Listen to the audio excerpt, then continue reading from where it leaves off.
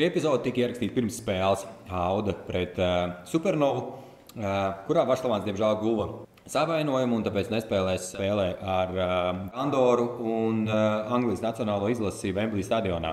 Tas, ko mēs gribējām pateikt, mēs gribējām novēlēt Vašlavānam ātru atveseļošanos un tikšanu atpakaļ laukumā. Kā saka, best wishes no visa veikala komandas stafa, no visiem cilvēkiem, kas ar mums kopā ikdienā ir.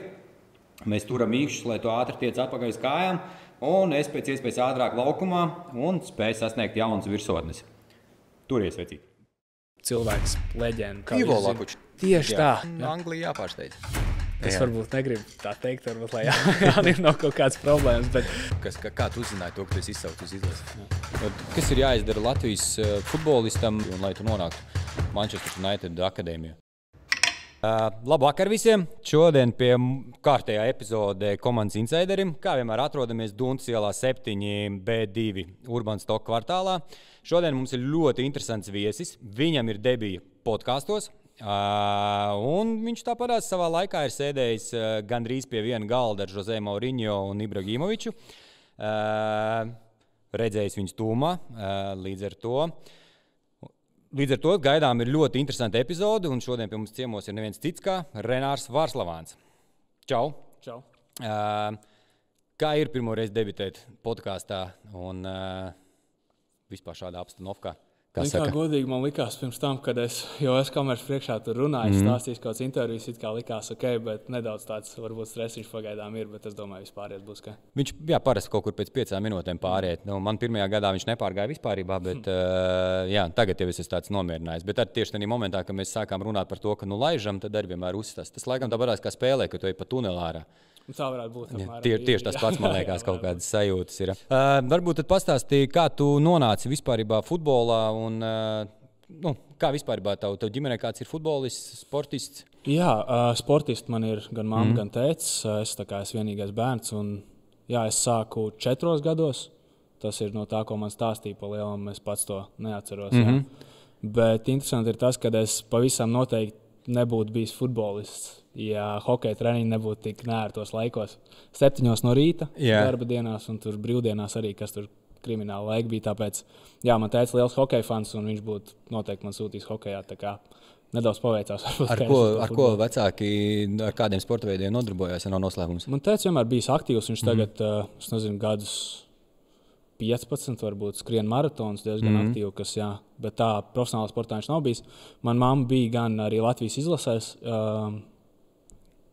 negribu samalot varbūt, bet tā, ko es atceros, ir florbola izlasē, noteikti bijusi Latvijas iespējams basketbola izlasē un kaut kas ar futbolu arī viņi nodarbojās. Tā kā viņi arī bijusi aktīvi, bet tādā izlases vairāk kontekstā. Un tev pašam kā ar basīti vai citiem sporta veidiem uz tu vai uz jūs?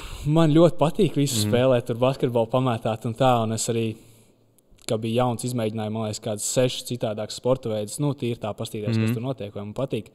Bet tā vairāk, es neko citu tā, tikai ar draugiem varbūt pamētāt bumbu, tas plēm visu. Ok, un kurā klubā tu sāki trenēties? Izrādās šefēs, es to uzzināju. Šī tika futbola skolā? Jā, izrādās, tur man bija viens treniņš, pēc kura man vecāki vienkārši izņēma ārā, un tad es sāku skontā uzreiz.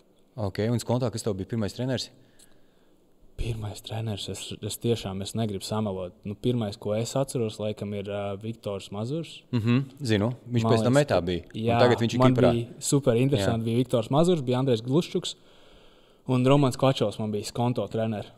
Un tad tieši bija tas periods, kad visi gan spēlētāji, gan treneri pārgāja uz metu. Man sanāca gan pie Andreja Gluščuka, gan dubleros tur pie Viktora Mazura. Es arī pie viņiem pēc tam metā spēlēju tā kā uz apli vienkārši. Jā, jo viņi visi pārgāja, jo es atceros tos laikus, kad viņi visi pārgāja no skonto uz metu. Jo tas bija tas laiks, kad sanāca to skonto visu skonto to dzīvi, tā kā rupsagot pārņēma met. Tas tādā pārnestā nozīmē, bet jā. Un tanī laikā, kad tu pārgāji uz metu, met jau bija, man liekas, liela taču akadēmija, vai ne tanī brīdī? Es nezinu, vai viņa bija liela akadēmija, es noteikti zināju, ka viņa bija laba akadēmija, bet es tā neatceros, vai viņa bija pat labākā tajā brīdī jau, bet pa lielam tur sanās tā, ka ļoti daudz treneri un futbolisti tieši no mana vecuma arī pārgāja uz turieni. Tad tas likās kā tāds loģisks solis. Varbūt. Ok, un pastāsti par, cik es saprotu, to arī bija futbola klase. Tie bija pirmie gadi, vai ne, futbola klasē. Tas bija meta. Es nezinu, laikam, cik es dzirdēju, tas vienkārši bija no savas puses. Man liekas, cik es biju dzirdējis, ka Skonto bija arī kaut kas līdzīgs ar 49. vidusskolu, un pēc tam bija Jura Docenko futbola skolē, bet, cik es saprotu, Met ir viena no tiem, kas pirmie sāka to futbola skolu klasi, vai kā viņi saucās. Tos par Skonto es vispār nebiju dzirdējis, ja tā godīgi, bet Met, man liekas, kā vismaz mums stāstīja, ka tā ir pirmā tāda. Okay. Skola, kur, es varu kļūdīties, es tikai pieņemu tas, ko es biju dzirdējis, bet es tā precīzi par Metu es zinu 100%, ka viņiem ir, un man liekas, tas ir baigi apsveic. Varbūt var pastāstīt cīkāk, kas ir tā futbola klase, ko tas nozīmē jums kā jauniem džekiem, cik gados tas vispār tev sākās, kur klase tā bija? Es pārgāju, man liekas, vai nu 6. klasā, es pārgāju uz Rīgas Hanses vidusskolu vai 7. kaut kur vienā no tām divām, un plēm kāds notika, tas bija pielāgots, kad, mums kā futbolistiem mums bija treniņi, piemēram, no rīta tur 10.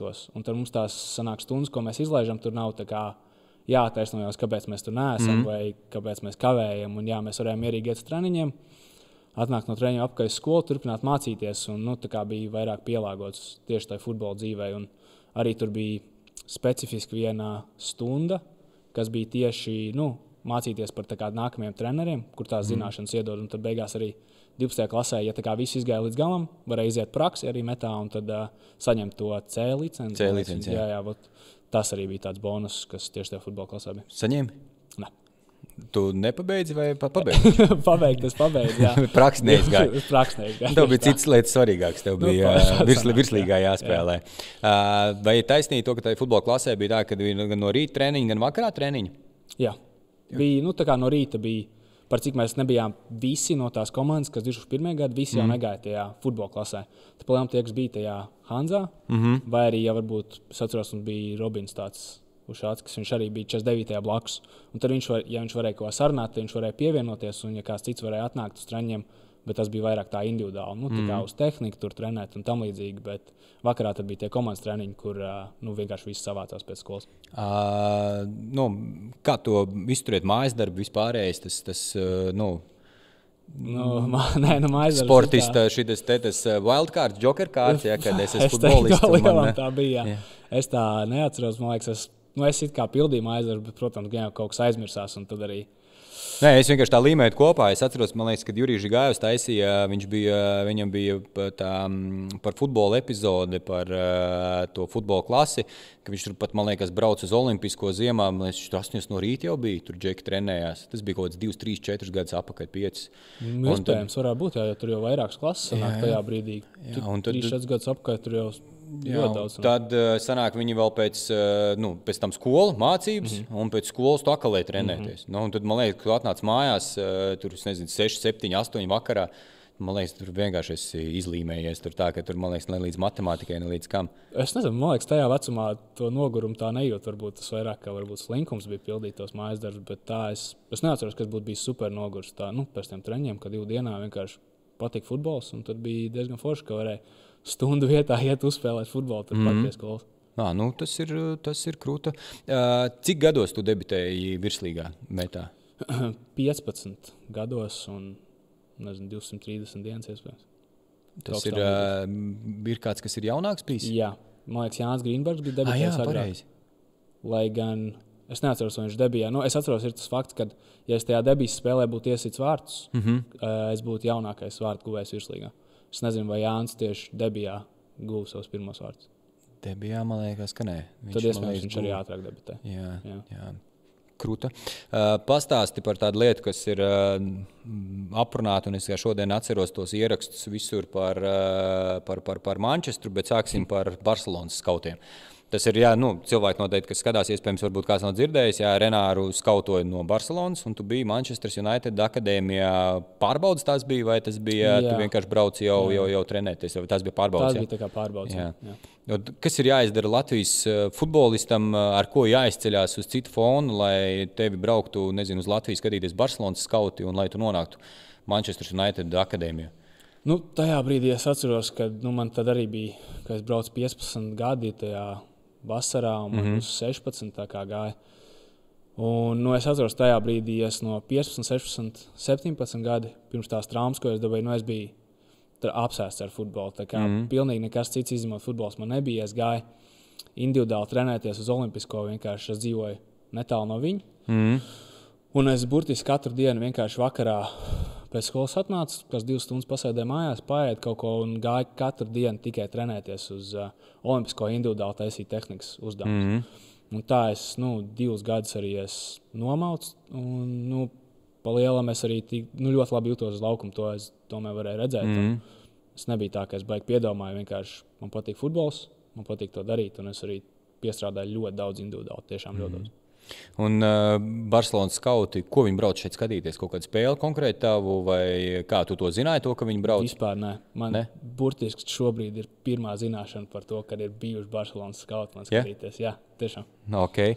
Un par Manchester United akadēmiju izstāst to, kā tas viss notikās. Tas notikās noteikti caur metu, vai ne? Jā. Caur metu man bija aģentūra tajā brīdī BSA, Baltic Sports Agency, un meta ar viņiem kaut kādā tādā veidā tas notika. Bet tev meta atnāca vienkārši pateica to, ka, hei, Renāri, tev rītdien jābrauc uz Manchesteru? Nevar būt rītdien, bet bija tā ziņa, ka brauks uz Manchesteru, tur, lai es sagatavojos, un ka būs tās 2 nedēļas, ka es būšu tur. Kas ir, tev 5, cik 16 gadi bija? 15, 16 kaut kas tam. Un tev atnāk pasaka sagatavojies, ko tu gatavojies? Neko. Es nezinu, kāpēc tev vispār teicu, kā tur gatavoties, neko jau nesarās vairāk. Bet, vienkārši tomēr liels klubs. Un, es nezinu, ja man 16, 15, es tagad iedomājos sevi 15, 16 gados, ja man atnāk pateikt, man nepateikt. Es zinu, cik es biju sūdīgs, bet vai noteikti tik labs, lai viņi man nepaņemtu. Ja man atnāk pateikt, tev, vecīt, Manchester United, tev gatavojies, to jābrauc. Man liekas, es nezinu, es tā stresa, man liekas, nekur neaizlidot. Nezinu, man liekas, man nebija stresa pirms tam. Man tā kā likās, es par to tā baigi, man liekas, neaizdomājos. Neaptvēru iespējams, cik tas liels īstenībā tās notikums varbūt ir. Un tad, kad es aizbraucu tur, tad gan tu iebrauc tur Manchester United, tev atvedā busiņu, privātais brauciens uz to visu, kas notiek. Un tad gan liekas vienkārši nereāli kaut kas vispār neredzēts. Un tajā brīdī uzsit pulsu nedaudz varbūt. Bet treniņos kā pirmajos, kā vispārībā no pašam no iekšienes, piemēram, pret pārējiem džekiem tie, kas tur bija? Tur. Nē, treniņos man likās, man gāja ļoti labi. Es tieši tajā brīdī arī, ko es teicu, es kā traks trenējos tos individuālus treniņus. Un es atceros, tur bija viens no pirmajiem uzdevumiem pirmajā treniņā, kad rādīja visādus tādus vairāk grūtākus, iespējams, skills, viņas tās augstiem, un tādas kombinācijas visādas. Un man tā kā viņi visi izdevās, un es pat nepiedomāju, ka tas varētu būt super grūti vai stress par kaut ko, ka nesanāks, jo es biju pārliecināts, jo es daudz ko no tā arī darīju ikdienā. Tāpēc man likās, ka man gāja ļoti labi, varbūt tikai tas stress, ka es tur atrados, un tad varbūt redzēt, kad kvadrāts sāk spēlēt, kāds tur tomēr tas ātrums, bija citādāk. Un viņš ļoti atšķirās no tā, kādu mēs praktizējam šeit Latvijā. Jā. Man sanāk, pirmais treniņš bija U16 un U18 grupa, tā kā trenējās kopā. Palielam tur U18 bija džeki. Un tad, kad es redzēju, tur viens pussargs bija, es tagad nepateikšu, kāds viņam vārds ir, bet vispār no gaisa bumba vienkārši ideāli piespēle, super, viss pagrieziens, perfekts pieskāriens. Es tādu nebija reāli dzīvē redzējis, un tad varbūt uzsit to realitātes sajūtu, ka tomēr šeit ir cits līmenis. Top. Ir kaut kādi tādi vārdi, ar kurus varbūt atceries no tās laika, kad tu tur spēlēji, kur tagad es ļoti labi atceros, un viņš varbūt tāds netik labs karakters, varbūt futbolā, ir Masons Greenwoods. Ar viņu, jā, un tu sanāk ar viņu kopā biji ar viņu kopā, un arī, kad spēlēja pārbaudas spēli pret U16 Liverpool, viņš arī spēlē. Jā, tas ir tāds. Viņš ir fantastisks čalis. Tikai, diemžēl, laukumā viņš ir fantastisks čalis. Jā, mēs tieši par laukumu mēs arī runājam. Jā. Un arī tādi viņš bija vienkārši aiziet no stūra, ieceļā kreiso. Stūrs otrā pusē, džeks iet celt labo stūru. Es domāju, kā tā var darīt vispār. Viņš vienkārši ar labo kreiso ideāli, identiski vienkārši. Tas likās vienkārši vispār cits līmenis. Un varbūt bišķiņ vēl sīkāk, es to patirināšu, tā ikdiena, kāda viņi ir tenī, kā gatavojas, cik treneri tur, piemēram, plus mīnus ir apmēram, komandā, cik spēlētāji ir tenī 16, 18 gadu komandā, cik jūs trenējāties treniņā? Tur nebija īstenībā tik daudz, kas bija interesanti tajā U18, kad vēlāk bija tāds īstais treniņš. Tad tur bija 20, tur reāli arī bija pilna komanda, bet tajā pirmajā treniņā, es nezinu, varbūt tas bija kaut kāds individuālais vai papildus treniņš, bet tur visām vecuma grupām savāk. Tur, es atceros, bija viens jauns puisis, kuram bija 13 gadi. Viņš trenējās ar 18. Tur viņi vispār nestās vecums vai kas, viņi vienkārši mauc kopā un trenējās un progresē. Tajā brīdī bija 12, 13 kaut kur spēlētāji uz to treniņu tieši. Un tad U16 grupa arī bija tāda nedaudz tāda mazāk iespējams. Un tas facilities, tas viss kopā, kas tur, ja tev tur gan kopnīca, kur gulēt dzīvot, vai jūs kaut kādos dzīvokļos vai viesnīcā, kur jūs... Es viesnīcā dzīvoju atsevišķi, bet jā, tur bija vienkārši viss, ko var iedomāties. Tur iebrauc iekšā, pa kreisi ir tad iekšējie laukumi, kur ir 3-4 ļoti labi mākslīgie laukumi. Tur pa labi ir visa ēdnīca, kur viss tēvs dzīvo, kur lielā komanda tur ir, un tad tieši taisnējot vienkārši 11 blakus laukumu, varbūt vairāk vienkārši ideāla zāle un milzīga teritorija laukumiem un viss top līmenī. Ok, un tad jautājums, ar ko sākām podcastu, Jose Mourinho vai Jose Mourinho, nezinu kā pareizi, bet tu viņam sēdēji blakus, cik es saprotu, tas bija tas laiks, kad bija arī Ibrahimovičs, tur no UTT, jūs arī ar viņiem kaut kur, satikāties, bija iespēja aprunāties, autogrāfu, nezinu, kādu tēkrekli dabūt vai vēl kaut ko. Es nezinu, pa autogrāfu, vai viņam tur tā var iet prasīt, bet jā, kā es teicu, tur pa labi sanāk, kad iebrauc iekšā, pa labi bija tieši tā ēdnīca, un kur tie pirmās komandas tur 18, tādas lielākas komandas arī bija. Viņi tur mierīgi arī staigāja tajā brīdī, es iegāju pirmo reizi arī tur paēst, un es skatos, Ibrahimovičs vienkārši staigā garām mierīgi, un liekas nereāli, cik daudz dzirdēs pa viņu. Tur aizēja apsēsties paēst, un es redzu, nezinu, tur 3-4 galdus tālāk arī milzīga ēdnīca, un tur sēž Mourinho. Fantastiski. Bet tādā brīdī, man liekas, tur migdrops tāds, tu esi sasniedz no Latvijas, tu esi sasniedz, man liekas, visu maksimumu. Tu esi jau bijis vienā šnī, te tev jau ir svētība no viņiem. Jā, to pašgāju savu. Ja būtu bišķiņ vecāks, es domāju, ka pieiet arī klātī, ne?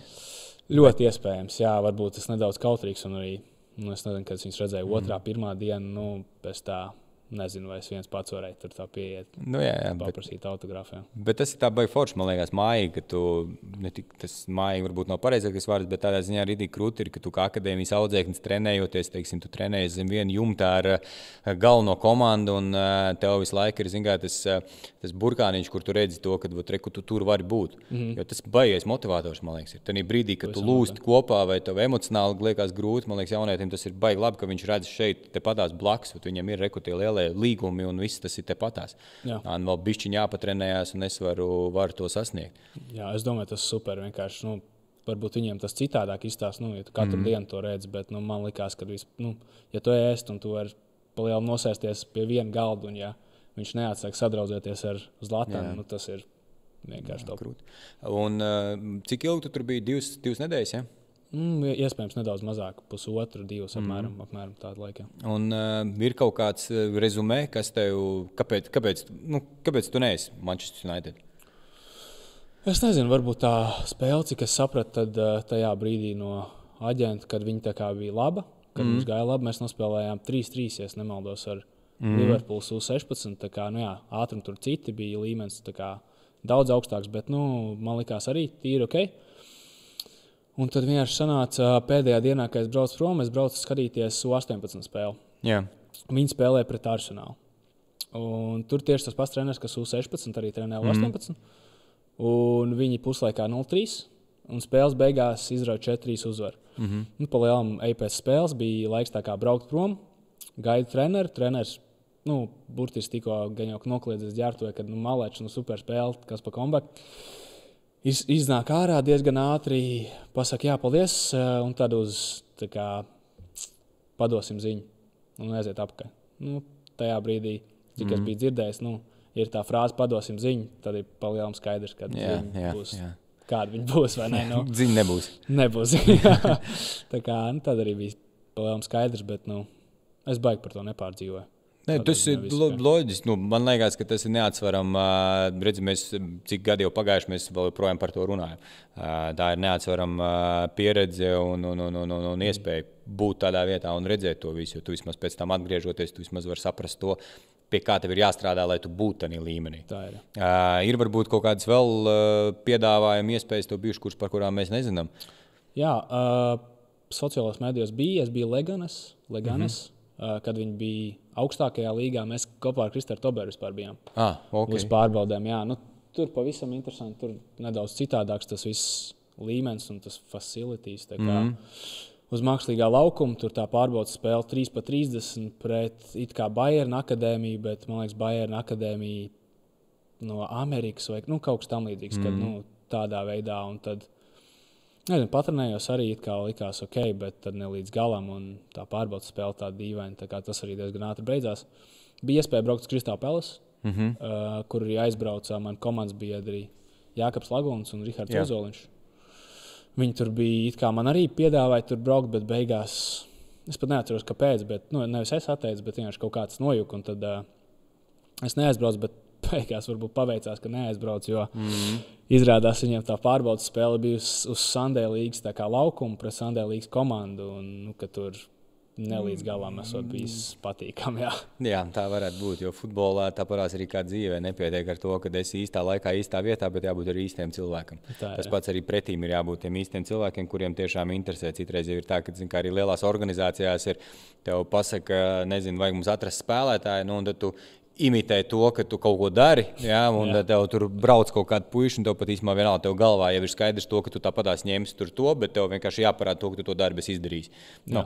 Un tad tas bieži vien ir tā, ka daudziem sevišķi jauniešiem dod liekas cerības, ka tūliņās būs realitātē nekā. Tur citi interesanti uzvārdi Ozoliņš un Laguns. Es pat biju aizmirsis. Laguns, man liekas, vai tak nebija arī RFSā vai ne RFSā? Bija vai ne taču? Kā RFSA, jaunais prospekts taču bija. Jā, viņš, man liekas, gadu vēlāk vai tajā pašā laikā, bet kā es pārgāju.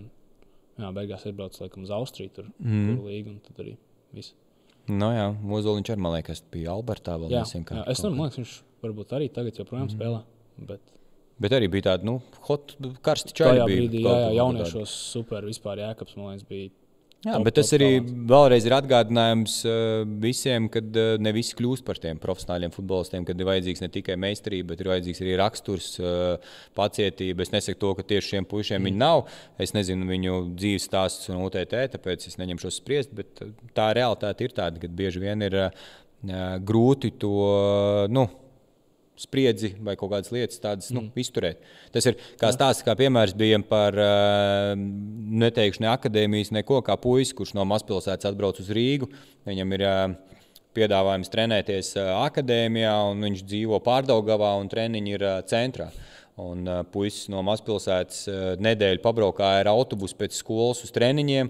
Viņš vienkārši pasaka to, ka apmēram pēc nedēļas viņš zvana mammai, saka, visus brauc mājās, es vienkārši to nevaru izturēt. Ja viņš pieredz tur, ka viņam ar riču kā kājām 5 minūtes ir, te viņam ir 40 minūtes katru dienu, un viņš tur turpa apakaļ katrā virzienā 40 minūtes, un viņš atbrauc mājās, viņš nākamā dienā ceļās, viņš ir tik ļoti nogurs un psiholoģiski no tās visas, kad tas ir nenormāli sarežģīti. Jautājums nākamais, pārējot, teiksim, tu atgriezies tur no Manchesteras, paliec metā, un tad nāk tas piedāvājums no virslīgas, noteikti Andris Rihards, uzaicina tevi spēlēt virslīgā. Tā pārēja no tā jauniešu futbola, tu spēlējot virslīgā, tad pirmajā sezonā tu vēl turpināji spēlēt arī pie jauniešiem? Jā, es arī... es palielam visu laiku arī spēlēju dublēros. Man tās spēles laiks varbūt nebija tik liels tajā debijas sezonā, kas diezgan loģiski. Tad es arī turpināju tajā brīdī spēlēt dublēros. Vienkārši, es pat nezinu, kāpēc man tik ātri varbūt pasauc, tāpēc, kad bija tāda situācija, kad es gāju trenēties no rītiem individuāli, vasarā tieši. Skola beigsies, es gāju ar vienu draugu trenēties individuāli uz laukumu, un sakrit tieši, kad vienā reizē bija tieši virslīgas treniņš. Es tā kā atbraucu pats trenēties individuāli, un man tā kā vienkārši atnāk un pasaka, vai es esmu gatavs nākt uz virsīgas trenēties, vai man ir tā kā viss ekipējums. Ir es atbraucu pats pa spārtiem, kaut kā pabumboties, un tā arī tas sākās, un tā es arī paliku tajā virslīgā. Krūti. Bet kopumā vispār, kā, neskatoties tieši tikai par tevi, bet vispār tas pārēj no bērnu futbolu uz, no jauniešu futbolu uz virslīgu. Kas ir tās galvenās atšķirības? Tas, ko tu, piemēram, sajūta, atnākot tev pasaules trenēties ar virslīgu. Noteikti ir kaut kādas pirmās lietas, ko tu ņem, kas ir tā atšķirība galvenā, tu trenējies tikko, piemēram, savu vecumu džekiem, un tagad tu esi virslīgā. Kas ir tas tie galvenie, varbūt kaut kādas lietas, kas atšķirās virslīga jaunieši? Tur jau, tā kā visi treneri saka, ir jāsāk spēlēt tas vīriešu futbols. Tur ir tā atšķirība, kad tur ir pieauguši džeki, es atnāku 16 gados, un man pretī tur 22 gadus vecs spēlētājs, kurš tagad ir nospēlējis 4 sezonas virslīgā. Viņam ir cits spēks, cits tas varbūt ātrums un cits tas redzējums to spēli. Un, jā, tas arī bija tas, laikam, grūtākais, kad fiziski tīri cits spēle sanāk, un tad arī visas tās atņemšanas tu neko tādu nejūti jauniešu futbolā. Jā, tāpēc, ka jauniešu futbolā man liekas, ka ceļš treniņos ir tā, ka tu, ja būs tur 50-50 vai iespēja, 50-50 bumbu, kur iespēja varbūt, ka tu vari traumēt, un noteikti pievāks kājas. Man liekas, tādā virslīgas treniņā, tur jau, kad cīnās par vietu sastāvā, tur neviens tās kājas nevāks. Tur visi ies līdz galam. Un tas bieži vien, man liekas, jauniešiem ir tāda grūtība, ka tu atnāc uz to lielo futbolu, ka tu pieredzi tur esi to, ka te neviens nelec kājās. Ja? Te tu pēkšņi atnāc un tev džeks tur lidot gandrīz ar taisnām kājām jau, zini, un tur tādā šokā dabūn to iekšā. Tieši tā arī sanāk, un tur korpusā, kad tev ieiet. Viņš 1,90 m, tur 20 kg smagāks par tevi, un tu vienkārši izlīmējies pa lielu un pa grīdu. Tas arī ir diezgan sarežģīti. Tas ir tāds, jā. Kā tu uzskati, Meta vai RFS ir tavs pirmais profesionālais kontrakts? Profesionālais kontrakts? Jā. Metā tev bija vispār profesionāls līgums vai? Es nezinu. Pirmā alga atceries? Jā. Cik bija pirmā alga, nav noslēpums? 200 eiro. Nav slikti. Protams, 16, cik man gadi bija, vienkārši ko vairāk vajadzēja. Aizbrauc mājās un teikt, es miljonārs stāstu, ka tu līdz izvākties. Nē, laikam pirmais tāds profesionālais kontrakts, laikam jau RFS skaitītos, bet tāds pirmais profesionālais klubs, kurā es varbūt spēlēs, noteikti ir Meta. Viņi man iedeva to debiju un no 11 gadiem uzaugu līdz virslīgai, palika līdz 17 gadiem. Es domāju, jā. Vienreiz virslīgu es uzvarēju, mēs pirms tam domājam, ka 2 reizes, bet izrādās, ka mums bišķi tur sameloja. Vienreiz ar RFS-u 21 gadu vecumā. Daudz ir tādi Latvijas futbolisti, kas var lepoties ar to, ka 21 gadu vecumā viņi ir izcīnījuši čempionu titulu. Es nezinu, statistiski nevarēšu nosaukt. Bet... Jā, paskatās, šito būs jāievērtē pēc tam, lai zinātu, lai varam uzrakstīt. Kaut ko interesantu. Bet iespējams, mēs tagad maucam kaut kādās tur auzās, bet iespējams, kad ir. Bet 21 gadu vecumā tas ir ļoti labi. Un to, man liekas, spēlē arī diezgan svarīgu lomu tajā visā pasākumā. Jā, varbūt tāds vairāk no soliņa noteikti spēlētājs. Bet jā, man liekas, es atceros, ja pareizi atceros, man liekas, man bija kādas 16, 18 spēles varbūt tajā brīdī. Es nezinu, kā pa minūtēm. Bet jā, ik pa laikam nācis no soliņa un centos sev pierādīt. Kas bija tavs, ar ko tu mainījies? Ko tu mainīji, kas bija spēlētājs? Es tā kā biju vairāk kreisais uzbrucējs, kreisais labais uzbrucējs, un tad pa lielam sanāca Emersonu. Es mazāk mainīju, bet tad bija Šimkovičs. Jā, atceros.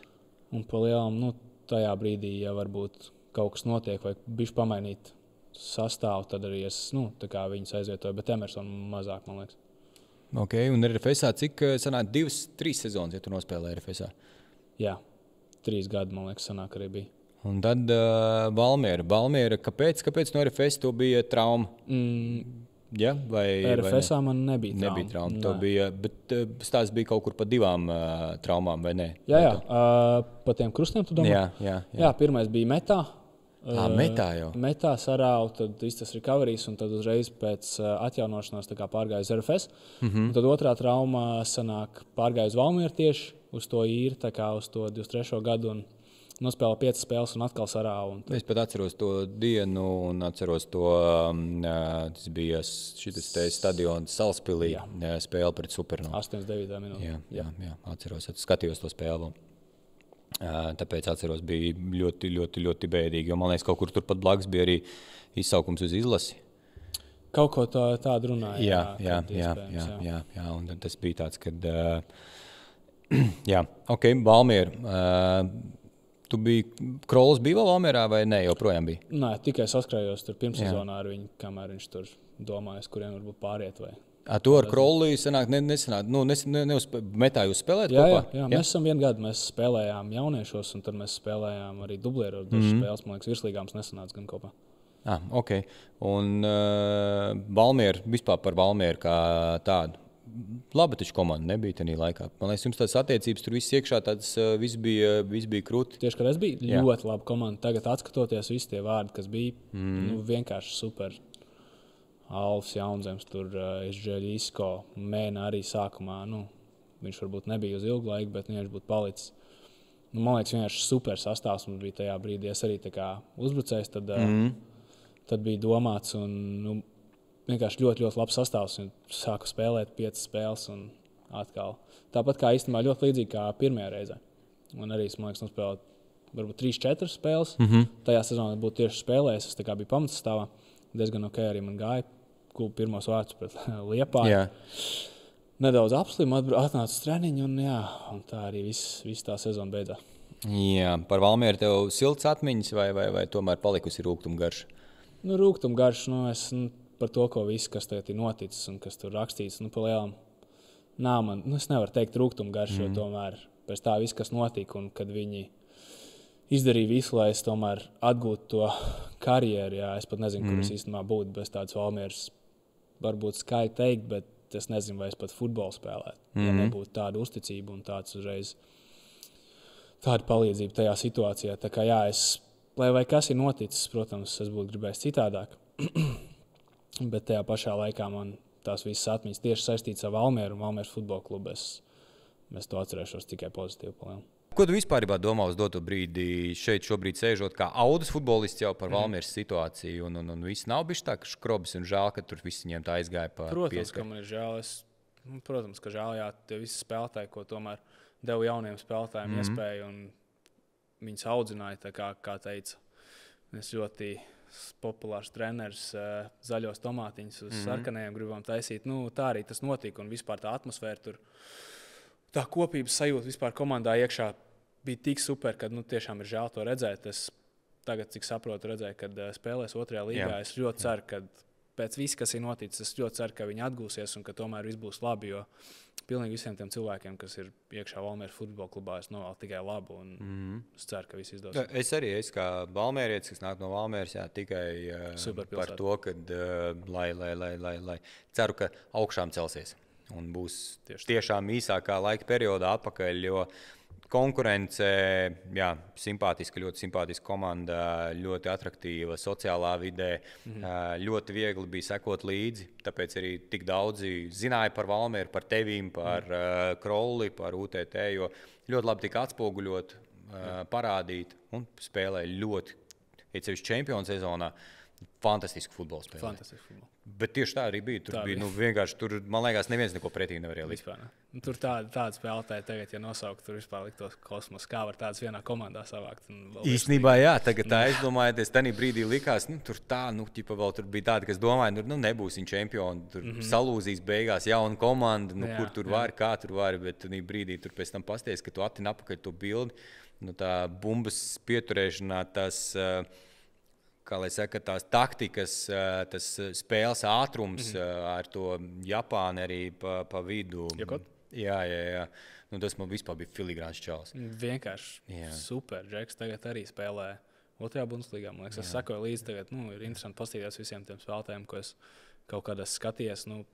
Tagad pastāv visu sastāvu, viņi spēlē super līmenī pa lielu. Krut, vienamais tas nāk no mazas pilsētiņas. Salīdzinoši mazas pilsētiņas no Valmieras. Pievienošanās Audai. Varbūt, protams, loģiski detaļas nevajag, neko nevajag. Vienkārši kāpēc tieši Auda? Tas bija vienīgais ofers vai bija vēl kaut kādi piedāvājumi? Protams, tu neatklāsi, kuri, bet vai bija vispār vēl piedāvājumi? Nē, citi piedāvājumi. Tur bija ļoti sarežģīta visa tā situācija, un kad arī es pievienojos pašās beigās, pa lielām. Auda tā kā ļoti laba komanda, protams, viņiem liels ambīcijas, un tad, es domāju, mums sastāvs ir vienkārši super. Bet tajā pašā laikā, visi jau zina, ka man tomēr bija tā doma, ka es gribu to nākamo soli tomēr spērt ārzemēs. Bet, viss novilkās tik ilgi ar to gaidīšanu, ar to, kad, jau pat tad, kad es vēl Valmierā biju un trenējos, jau sāku skatīties varbūt pa kaut kādiem klubiem, par ko gāja runa. Viņiem jau sākās tūlīt pirmās spēles tur pēc 2-3 dienām, un viņi sāka spēlēt čempionātu. Pa lielām es pat nezinu, vai es varētu tagad, ja viss būtu beidzies, kāds beidzās tagad, un es nezinu, vai man pat būtu iespēja, vai kāds man ņemt tagad pēdējā brīdī, jo transferu loks varās ciet, un viņiem jau sākās sezona, atsākās sezona drīzāk. Tev būtu jāieliec vienkārši braucošā vilcienā. Jā, un ja pat tur, es nezinu, tur runa iet par kādām citiem noteikumiem, es nezinu, tur īrs kaut kas tam līdzīgi, spēlēt jau būtu baigi grūti sākt, tīpaši es kā jauns spēlētājs pievienojos, viņiem sezona jau sākās, es neesmu viņiem spēlējis, tur būtu ļoti grūti, tāpēc arī es domāju, ka labākais variants tagad ir spēlēt Audā. Bet iekšēji vēl paliek vēlme braukt projām, ja? Pavisam noteikti. Tas ir mans mērķis, un tā arī es visu laiku teicu. Es gribu parādīt savu labāko sniegumu, gan virslīgā, tagad cerams sanāks Eirokausos, arī izlasi un visur, kur sanāk spēlēt, lai tomēr spērtu to nākamo soli uz varbūt augstāku līmeni, un jā, tas ir mans tāds pašmērķis. Krūta, Jūriķis Kalns, kā treneris. Super. Personība. Jā, bet forši ne tad Valmērā bija, un tagad sanāk, viņš kaut kur tur patrenējās. Patrenējās. Pamācījās citos, kā lai saka, citos reģionos un atbrauc atpakaļ, un tagad jūs esat atkal Birka, tu, Matrevits, vēl kāds ir no Valmēras, vai ne? Tas laikam arī viss, bet tur viss treneru štābs, kas arī bija tur uz Kambodžu aizbraukuši, viņi atbrauc apkārt. Jā, Renārs Rodē, tas Tonijs, viss super, vienkārši kā cilvēks super, kā treneris super. Ar viņiem var tā viegli runāt, un viņi gan var pamācīt, kad vajag, gan arī vienkārši pajokot un pasmieties. Komanda būs gatava cīnīties par tur top 3 toču stabili? Es esmu ļoti pārliecināts, ka tagad mēs esam ļoti progresējuši no pirmās uz otro spēles uzskatu, un ar to sastāvu, kas mums šobrīd ir, es esmu ļoti pārliecināts, ka par to top 3 esam gatavi cīnīties un būsim gatavi cīnīties. Jā. Vai ir kaut kur, nezinu, kaut kāda vēja nesvilpo par to, ka pēc Audas var pāriet uz Rīgu? Man? Kā tas parasti notiek? Vispār nav nekāds tāds runas pagaidām bijuši. Jo parasti tā ir, atnāk labi parāda sevi Audā, un tad pēc tam nonāk Rīgā. Un tad jau, principā, ja mēs skatāmies pēc chronoloģijas, kas ir bijis iepriekš, tad Jurģim jau var vajadzētu pāriet drīz uz... Tas jau laikam vairāk treneriem. Nē, es ironizēju. Tas vienkārši ir visur tur čatos par to runā parasti. Es vienkārši ironizēju. Pastāsti par Latvijas profesionālo spēlētāju asociāciju. Pareizi, es pateicu, jā. Tur tagad arī esi reģistrējies. Jā. Jūs kā biedri tur esat? Vai? Jā, kā biedri. Jo es lasīju šodien, pareizi sakot, vakardien Brakas sporta centrā par tevīm, un es redzēju, ka Latvijas sporta profesionālā spēlētāja asociācija ir iestājusies par tevīm saistībā ar to līgumu. Un es redzēju tur uzvārdus, tur bija Tobers, Savaļnieks, kas bija parakstījušies noteikti. Tagad tā būs tāda normāla praksa Latvijas futbolā, ja, kad tur tā profesionālā spēlētāja asociācija, ka viņi ņems virsroku kaut kādās šitādās lietās un palīdzēs, ja?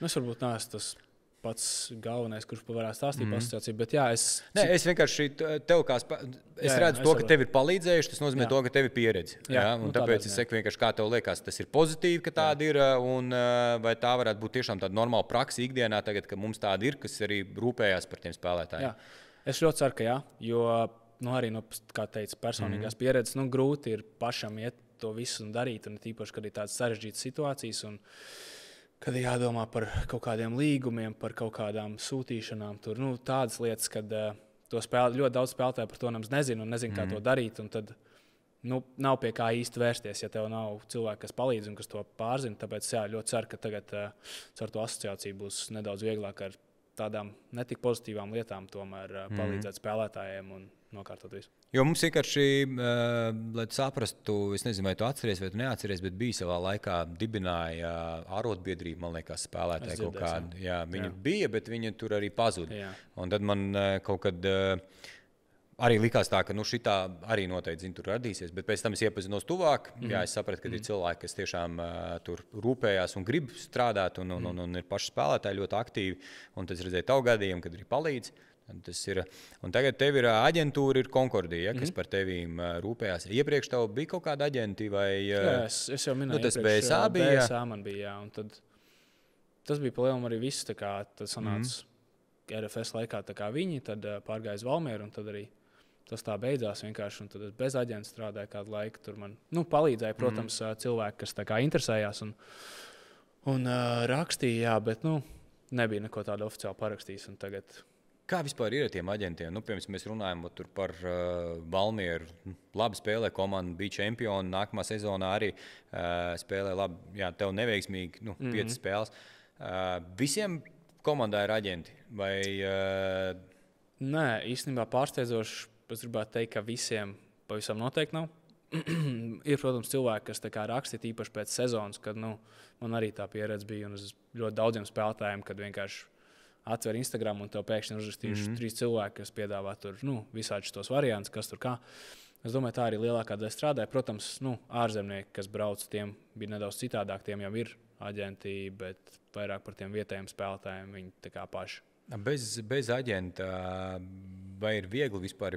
Kā tev liekas? Es nezinu reāli to situāciju. Man nekad nav bijuši aģenti. Mūsu laikā tie aģenti arī tur, man liekas, tā baigi nebija. Kaut kur viņi, protams, bija. Viņi bija tur noteikti ap skonto un ap, kā lai saka, to glazūriņu. Jā, protams. Ķirsīti uz tās tortītes, ja, bet kā spēlētājiem pašam, piemēram, šī laikā bez aģenta pārvietoties starp klubiem un UTT, tad tev pašam ir jāiedziļinās visās tādās tēmās, vai tu vienkārši uzticies, tad, kad tev viss būs kārtībā? Nē, tu neusticies. Tagad arī es domāju, ka vairāk piemēri, kas no Valmieras aizgāja, kad vienkārši caur tādu varbūt, es negribu teikt paziņu, tādu zināšanas loku, kad, palielam, ja ir treneris, kas tev ir tur trenējis iepriekš vai tev pazīst, tad viņš saprot, ka tev nav kluba, bet viņš ir ar tevi strādājis, viņš tev var uzaicināt tur uz pārbaudēm vai arī uz to klubu. Tepat Latvijas tajā tirgu varbūt tas nav tik sarežģīti un tīpaši, ja pāriet, es nezinu, tur nav nekāda baigā transferu summa un ja tīpaši pa brīvu pāriet, tad tas diezgan arī tā vienkārši notiek. Un es domāju, ka Latvijas tirgu iespējams var arī bez aģenta, bet arī atkarībā kāds spēlētājs un ja tur iet runa par transferu summām. Okay. Skatoties tas, ko mēs šobrīd runājām uz tavu karjeru un visu kopā, īstenībā diezgan iespaidīgi ir, bet jautājums, protams, ko nevar neuzdot, ir traumas. Traumas taču ļoti ietekmē tavu karjeru, pareizi? Ļoti, jā. Tieši tajos, kā jau minēju, 17 gados, man liekas, es biju pašā savā labākajā formā. Protams, uz to brīdi pašā savā labākajā formā es jutos super laukumā. Man arī uzticējās, man liekas, tās pirmās spēles, cik 2-3 vai 3-4 iespējams nospēlēja arī sastāvā. Gūju savus pirmos vārtus un tad vispār tajā brīdī likās, ka vienkārši debesīs tagad šaušu un viss būs super. Un, tikpat ātri tas arī beidzās. Varbūt tajā brīdī 17 gadu vēl tāds jauns un tāds naivs iespējams par dzīvi un vispār neko citu nedomāju, kā tikai futbols. Tāpēc man varbūt bija nedaudz vieglāk, jo 17, 18 gadu nekas traks nenotiks, ja es turpināšu to futbolu spēlēt. Otrajā reizē gan jau, kā es minēju, bija nedaudz grūtāk, mentāli arī un vispār tā visa situācija ļoti interesanta. Ar to traumu, ka nekāda simptoma, nekas un tā cerība vēl pēc traumas tur 2 dienas pēc traumas aizgāju, nedaudz paskrēju apkārt un nekas nesāp, nav piepams cels, nav sūdzības. Tā cerība varbūt bija, ka viss būs ok, 2 nedēļas hamstrings kaut kas un būs ok. Jā, magnēti uztaisīja tas zvans, atkal pienāca un tad gan bija nedaudz grūtāk. Tajā brīdī atceros, bija Rīgā pie sievas. Vispār asaras acīs, tur tētim zvana, visiem zvana. Likās, ka viss pasaule sabrūk un es jau arī saprotu, man ir 22 gadi. Es esmu nospēlējis precīzi 0 pilnas sezonas.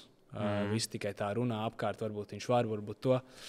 Es arī saprotu, 22 gadu neesmu spēlējis. Varbūt tomēr ir tas laiks kaut ko pamainīt un iet mācīties, kaut ko varbūt strādāt. Tā bija tā, protams, pirmā doma, kad viss ir slikti un viss tā. Bet, kā es minēju, Valmierē, liels paldies cilvēkiem, kas tur bija, cilvēkiem, kas ir apkārt sievai, vecākiem. Viņi vienkārši teica, vienreiz es izgājis, mēģinās vēlreiz. Zinot, kāds ir fizioterapijas štābs un atjaunošanās fiziskās sagatavības treneris Valmierā. Tajā brīdī, kad sapratu, ka ir tā uzticība, man vispār neatskatījos apakaļ un pat neiedomājos, ka kaut kas varētu noiet greizi un kaut kas varētu būt citādā. Baigi kruta. Krustenis vienam cēlim 2 reizes vai abas 2 Katram pa vienam, jā. Kā tu domā, es runāju ne tur ar Mariku vai kādu, tas nav saistīts kaut kas ar to bērnību, tik daudziem tiem treniņiem, ar vēl kaut ko vai? Pat es nezinu. Man, cik es sapratu, es runāju ar Mareku, protams, man bija tāds, kā pateikt, tāds specifisks ķermeņa uzbūvē. Kad man tas cels, kad viņi iztaisno, viņš parasti ir taisns, bet man varēja izliekt viņu, vai viņš teica, tas ir populārāks sievietēm, ka tā ir Jā, sapratu, ka tu viņš izliezās tā kā vēl vairāk. Un man tas bija abiem ceļiem. Protams, pirmajam, kad bija krusts, tad to salaboju vairs nebija, bija taisns. Bet man joprojām bija tam otram, kam nebija. Tad viņš palielam teica, ka tas bija tikai laika jautājums, kad tas notiks ar to asimetriju un ar to, ka otrs cels tomēr ir citādāks, kad tam bija jānotiek kaut kad. Tā arī tas notika. Vecāki vispārējie, cik ilgā laikā tu tiki atpakaļ? Tev palīdzēja vecāki, vispārējie apkārt. Tas tās var par to, cik ilgs laiks tev pagāja tieši, lai tu no traumas gūšanas dienas līdz dienai, kad tu esi atpakaļ laukumā. Es laikam stāstīšu pa otriem krustiem, vairāk pirmos. Es atceros tā mazāk nedaudz tās detaļas. Jā, man 25. aprīlī, es atceros, bija operācija. Es nāku no 25. aprīļa līdz pirmo reizi, kad es iznācu ar komandu laukumā. Protams, ne pilnā tur komandas treņā, bet vienkārši kvadrātu uzspēlēt, neejot iekšā atņemšanā. Tas bija oktobra beigas, man liekas. Tā kā sanāk. Diezgan ātri. Jūnijas, jūlijas, augusts. Jā, diezgan ātri. Tur super intensīvi viss notika. Man pieskatīja tur katru nedēļu un arī bez tādām liekām slodzēm. Tā kā diezgan ātri ar to bumbu arī sāk. Īstenībā mēs sākām vēl ātrāk. Tieši bija Džeremijs Porzans Klementē, kuram arī pilnīgi tāpat trauma gandrīz vienā laikā. Tas arī bija labi. Abi kopā gājām. Jā, tieši tā. Individuāli gājām trenēties uz laukumu ar Ivo. Ivo Lakučam cepur nost. Tas ir vienkārši cilvēks, leģenda. Liels paldies viņam. Es pat nezinu, kā es viņam varētu jebkad apmaksāt iespējams pa visu to enerģiju, ko viņš vispār deva. Fantastisks cilvēks. Vai mēs varam redzēt Varslavānu, teiksim, tādā... Es domāju, ka tu piekritīsi, ka tu varbūt neesi pašā top formā uz doto brīdi.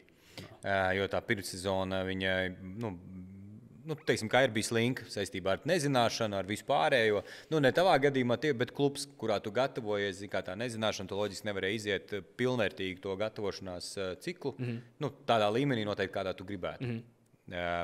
Labi, protams, man ieskļūdos. Vai mēs to drīz redzēsim tādā top formā, un tu jau tam jautājumam pieskāries, un vai mēs redzēsim to, ka tu aizbrauks kaut kur? Jā, es tev palabošu par. Valmierā es izgāju, varbūt futbola ziņā bija grūtāk. Ivo Lakučs, taču pareizi. Tieši tā, Ivo Lakučs. Fiziskajā ziņā tieši tas, kas ir vajadzīgs pirmssezonas pirmajā mēnesī. Īstenībā tādā ziņā man viss ļoti labi sagāja. Kad es izgāju to fizisko posmu, pat ja futbolā tur palielam viss sastāvs aizgāja un nedaudz spēlētāji palika, bet fiziski es esmu, man liekas, ļoti labā formā, pēc tam arī pārējot uz audu, tikai nedaudz varbūt tas futbola tā sajūta jāpieliek, bet man liekas, tas ir vairāk saistīts ar to, ka jāiespēlēs ar komandas biedriem, katram ir savu specifiku, un es domāju, ka tādā formā, individuālā, fiziski es esmu ļoti labā formā, man tāda sajūta pagaidām uz laukumu. Ar bumbu arī es noteikti pielikšu vēl, es zinu, ka es varu progresēt visādos aspektos, un es teiktu, ka es esmu labā formā, bet, protams, es varu progresēt. Un, par to aizbraukšanu, tāds ir tas mērķis. Es tagad, protams, kā es minēju, gribu iespēlēties ar komandu, un es domāju, ka tad mēs vispār, tā teikt, lidosim. Man ir tāda sajūta, ka tā tiešām varētu būt, un tas mērķis ir aizbraukt, kad... To ir grūti pateikt. To, protams, neviens nevar zināt un nevar paredzēt, tāpēc, ka tas ir tāds, tu jau pats saproti, aģentu iesaiste, cik aģents būs aktīvs. Es zinu, ka tavs aģents būs aktīvs, un tā veiksme, tas veiksmes faktors. Vai tu tiksi bez pārbaudēm, vai tu tiksi ar pārbaudēm, un kā vēl jāpagaida arī ir tas sezonas sākums parasti uz tiem sintētiskiem segumiem, viņš ar tāds, īsti līdz galam neparāda to pareizo un potenciālu gan spēlētājiem, gan pašām komandām arī, jo laukumi ir mazāki, līdz ar to vājākām komandām ir lielāki plusi. Ātrumi līdz ar to tiek kaut kur stopēti, un tas sintētiskais segums arī, tā bumbas ātrums, piespēles ātrums, viss viņš jau atšķirās. Kad izies arī uz zaļās zālītes, jau tur ap maiju, aprīļa beigas, maija sākums, tad jau būs, es domāju, ka vispārībā viss tiks redzēts, un viss redzēs to, kurā vietā atrodas un kādā līmenī. Latvijas izlase. Atceries savu debiju? Protams, noteikti. Pret ko tu debitēji? Vācija. Tas bija sāpīgs zaudējums. Cik tu minūtes nospēlēji? 15, 20, 15, 20, kaut kas tam līdzīgs. Ok, un pēc tam nākamās spēles. Bet tas bija, tu debitēji pie Daņa? Jā. Pie Daņa Kazakieviča. Jā, tā bija tā draudzības spēle. Es atceros, ļoti labi atceros, jā. Tajā debitēju, un, man liekas, man nākamās spēles sanāk bija arī uz pirmo gada izsaukumu.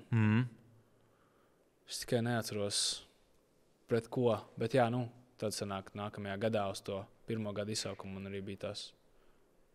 Kā notikās tavs izsaukums uz izlasi? Zvanīja Dainis vai, nezinu, kā tu uzzināji to, ka tu esi izsaukts uz izlasi? Vai Jānis Zeltiņš zvanīja, prasīja apavu izmēru? Vispār, godīgi sakot, es varbūt negribu tā teikt, varbūt, lai Jānim nav kaut kādas problēmas, bet man liekas, ka tieši tā arī bija. Man liekas, ka uz to pirmo izsaukumu, jo es pavisam negaidīju, es tieši RFSā tā kā tur starp soliņu, starp laukumu un tam līdzīgi tur dublēros spēlēju daudz. Man liekas, tieši tā arī bija, ka Jānis man zvanīja un prasīja par kaut kādu formas izmēru. Un viņš parasti pateica, tas slavenais teksts par to, ka parasti to, ka tev vēl nav izsaukuši, bet katru gadījumā iedot. Tā bija, tieši tu vispār pieminējies, bija piemirsts. Jā, man liekas, tieši tā arī sanāca tajā pirmajā reizē. Tāpēc, kad mēs ar Alvi Jaunzemi, kad runājam, tieši viņam tā padās bija. Jā. Gan arī, ka tu neesi vēl izsaukts, bet iedod man sev kājas izmēru. Un tad viņš nojauta. Un bija vēl spēlētāji, kur ar tieši tā padās bija teikuši, kas vēl. Tā arī, man gadījās, jā. Man vienkārši zikai bija, YouTube vai TikTokā kaut kur es biju redzējis, zinu, kad ir tie national call-upi, tur, piemēram, Anglijā, un vēl, kad zvana pats treneris, un kad tie spēlētāji sēž tur ģimenēm kopā, un ka tas tiek filmēts arī. Man liekas interesanti, ka treneris pats nezvana. Varbūt tas jau arī. Nē, es saprotu, jūs esat profesionāļi, pieauguši vīrieši, loģiski nav ko tur auklēties vai tam līdzīgi, bet man liekas, sevišķi, ka tu taisi pirmo to izsaukumu uz izlasi. Tu tieši domā, ka pirmais. Pēc tam loģiski, ka tu jau brauc tur 10. reizi, ko tu pārsteigsi, vairs jau to nav jēgas, bet tieši es domāju par to pirmo, kad man liekas, ka no tā taču pat var uztaisīt kaut kādu, es nezinu, mārketingu veselu pasākumu.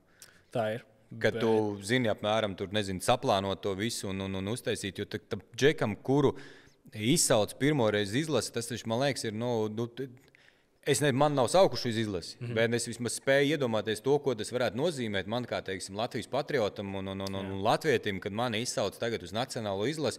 Tas ir asaras, emocijas, apskāvieni, viss iespējamais, kas var būt, ka tu stāvēsi, himna skanēs un tu, nezinu, latviešu priekšā vai būsi ārzemēs spēlēs un tu pārstāvēsi Latvijas vārdu. Tas, man liekas, ir jebkura, es 100% varu pateikt, jebkura latviešu futbolista sapnis stāvēt tur, klausīties to himnu, vienalga, vai tu esi uz laukumu vai uz rezervis soliņa, turēt roku uz sirds un mums, nekas personīgs, bet zvanu un prasa kājas izmēru. Un tādā veidā tu saproti to, ka tu esi Latvijas nacionālajā izlasē.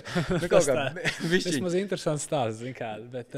Noteikti. Jā, es nezinu, varbūt tagad ir jāprasa, kā tagad jaunā praksa ir, varbūt, kas pirmo reizi tika izsaukts Darijo, man liekas, sanāk. Miks Slieda, varbūt viņam, es pajautāšu, varbūt arī viņam tā arī pazinīt. Man būtu tas ļoti interesanti, vai varbūt Paulo jau zvana. Jā, iespējams, es nezinu, jo viņam diezgan laba komunikācija ar spēlētājiem, vismaz manā pieredzē, un varbūt viņš arī tieši pazvanīts. Jā, protams, marketingā tas būtu super, bet tad jāplāno un viss tas jāzina. Tā kā. Jā, bet tas ir, krūta tāda feature, kuru varētu ieviest kā tādu, jo tas kolaps, tas ir, forša. Jā, tas tāda. Ir super sajūta.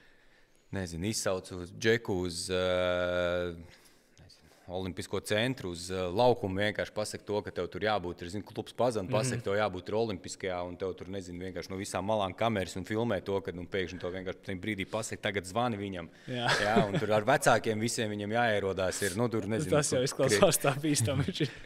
Bet super, jā, super idejas. Tā kā jau kaut kur tiks realizēt tuvākā laikā, tad autortiesības pieder mums ar Renāru Varslavānu, kā visi mēs nopatentējām tikko. Mēs jau virzamies uz beigām, bet vēl pirms tam pirmie vārti. Jā. 24. gada septembris pret Fērsalām. Feelings? Neaprakstāms. Vai ne? Vienkārši eiforija. Es nezinu, kā. Un tas vēl spiedams Konto stadionā? Un 1-0 uzvara. Jā. Tieši vēl pirmā uzvara, man liekas, tajā ciklā. Jā. Tieši mājās vēl pilns stadions. Krūt? Jā, vienkārši super. Protams, paliks ar mani uz mūžu tā sajūta, bet vienkārši kaut kas neaprakstāms. Pēc tās spēles, tas ir viens no jautājumiem. Es nezinu, cik tu esi aktīvs, neesi aktīvs sociālā vidē. Pēc tās spēles pienāca sekotāju klātīm, kas kādā sociālā vidē. Es nezinu. Es godīgi vispār nesakoju, ja kāds pastīsies no Instagram profila, tur būs iespējams grūti pateikt, ka es futbolu spēlēju.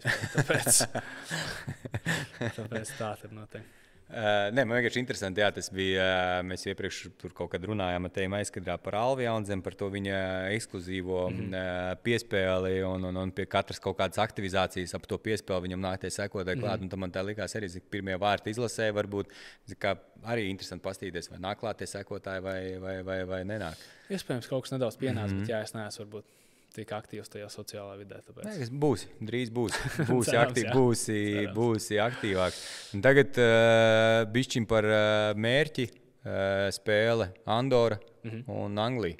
Toliņās jau principā pēc 3 dienām lidojot ārā. Kāds ir noskaņojums iekšā? Pozitīvs. Ļoti pozitīvs ar visu to grupu spēlētājiem. Protams, ļoti žēl pa Kristēru Toberu un Robertu Uldriķes novēl viņiem ātri atvesaļoties. Un, par to ir žēl, tomēr tie ir tādi lieli robi, jo mums tie spēlētāji arī cik ir, tik arī viņi ir. Un ir īpaši tik kvalitīvi spēlētāji, kā viņiem vēl ātri atvesaļoties. Bet jā, ļoti redzot to izsaukumu sarakstu, ļoti pozitīvas emocijas. Es domāju, ka mēs esam gatavi cīnīties visās spēlēs, lai vai kāds izklausītos, varbūt daudziem braucam uz Angliju, kas tur un kā. Bet man liekas, mums ir, tāpat kā treneris ir teicis, mums ir jācīnās katrā spēlē, un tas ir ļoti labs pārbaudījums mums mentāli, ko mēs tomēr varam kā futbolisti. Un es, protams, braucu katru spēli, lai uzvarētu. Tāds ir mans mērķis. Protams, citas spēles ir tas izdarāms, citās tas ir nedaudz grūtāk, bet jā, ar tādu noskaņojumu, ka katrā spēlē cīnīties par to maksimumu un atdot visu spēku. Andora jāuzvar un Anglija jāpārsteidz. Tieši tā. Ļoti labi. Ļoti tāds ir tas mērķis. Jo spēlēt tur būs grūti, tas ir fakts. Wembley stadions, cik tur ir 80, 90 tūkstoši kaut kas tāds. Iedomājies, viņš būs sold out. Cik ir lielākais stadions, kādā tu spēlēsi? Lielākais pats stadions vai ne pats stadions, bet tieši, kad ir cilvēki. Jo es zinu, ka jūs spēlējāt ar... Tu biji ar Valmieru? Nebija, man liekas. Maķedonijā? Nē, nebija. Nebija ar Valmieru. Labi, lielākais stadions?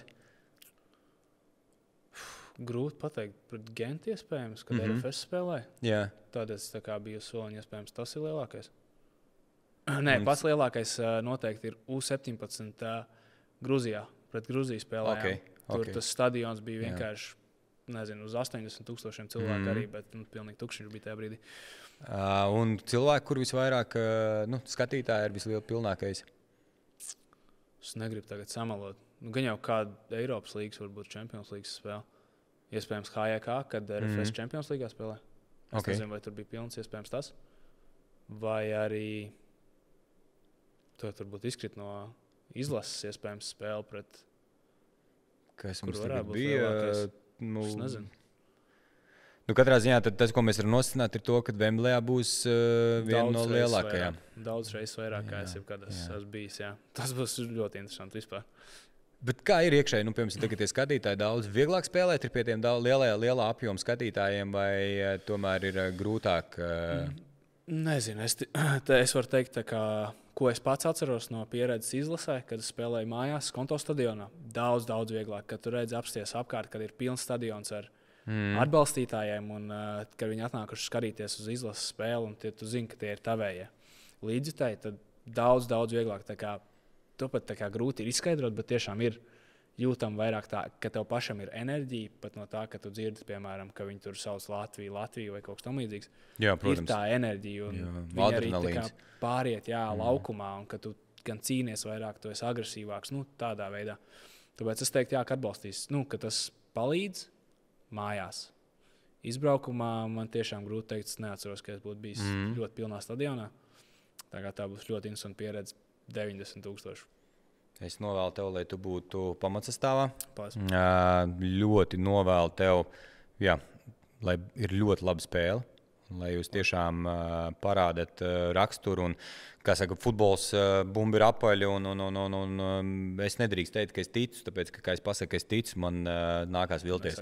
Jā, tāpēc es vienkārši novēlu, jā, lai jums viss izdodās, jā, lai ir laba spēle un laba pieredze, un lai mēs aizķeram punktiņu, kaut punktiņu izbraukumā, vai parādam reāls zobus, un, kā lai saka, parādam to, ka futbols Latvijā ir, un viņš ir ļoti ok līmenī. 3 ieteikumi 14, 16-gadīgam Renāram no Renāra Varslavāna šodienas.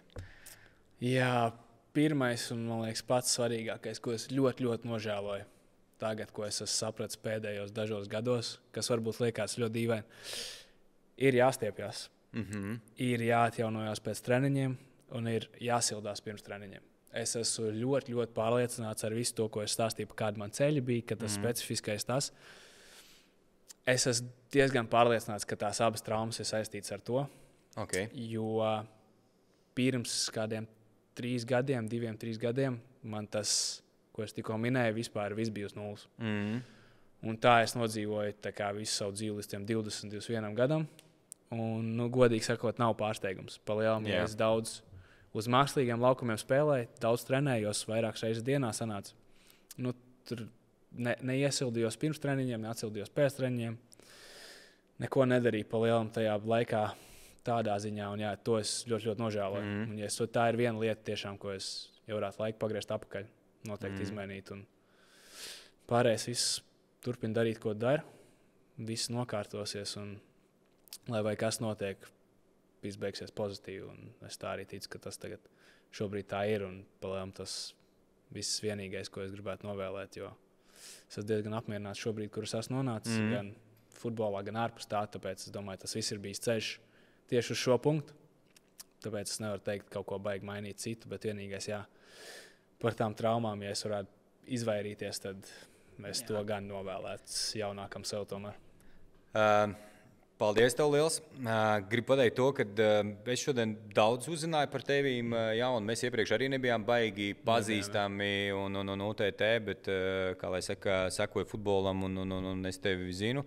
Bija ļoti patīkams saruna. Īstenībā, tu esi ļoti runātīgs, atsaucīgs, foršs džeks ne tikai laukumā, bet arī ārpus tā. Es tev novēlu, jā, lai tev viss izdodās karjerā un lai tu tiešām aizbrauc kaut kur pierādīt sevi, pamēģināt ārzemēs, kādā no labākiem klubiem. Neteiksim, varbūt spēlēšanas ziņā, bet vispār sev pamēģināt sīvākā konkurencē, jo tas noteikti dos iespaidu lielāku Latvijas izlasē arī. Jā, lai bez traumām un lai viss izdodās. Un jums, skatītāji, tātad mēs izlozēsim, ko mēs varētu izlozēt? Izlozēsim izlases kreklu. Jā, Latvijā, Wembley stadionā. Tāpēc piesakojiet komanda Insiders kanālam, spiediet like, zvaniņu, lai jūs zināt pirmie, kad iznāks nākamā epizode. Un, jā, dalieties ar mūsu saturu visās sociālās vides platformās, sekojiet mums un tiekamies jau drīz, jo mums ciemos nāks vēl citi forši, tikpat forši un vēl varbūt netik forši, varbūt vēl foršāki viesi kā Renārs.